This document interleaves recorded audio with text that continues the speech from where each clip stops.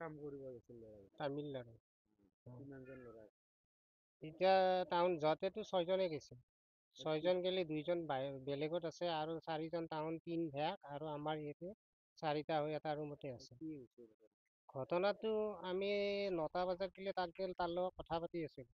9টা বজাৰ পিছত ৰাতিপুৱা পোৱাৰ শুনো যে সি ঢুকাল বুলি ক'লে। আৰু কোনোবা আমাৰ ঢুকাইছে? হা? আৰু কোনোবা ঢুকাইছে? কোনে মানে তাৰ নাম এই বিজু, তাৰ ভাগ আৰু আমাৰ এই সঞ্জয়।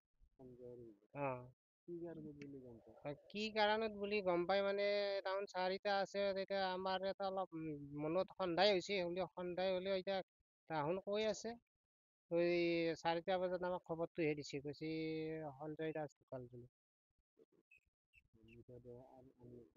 এতিয়া ঘৰত নাৰায়ণ ডেকা ছাৰে আমাক তাৰ পৰা আনি দিয়াৰ কাৰণে ব্যৱস্থা কৰি দিছে।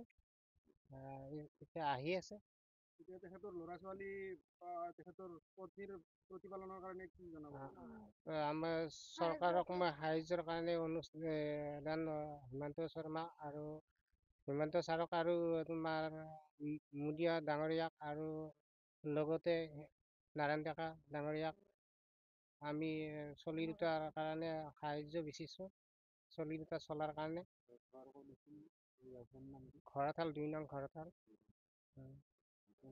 কাম কৰিবলৈ গৈছিল? কাম কৰিবলৈ গৈছে।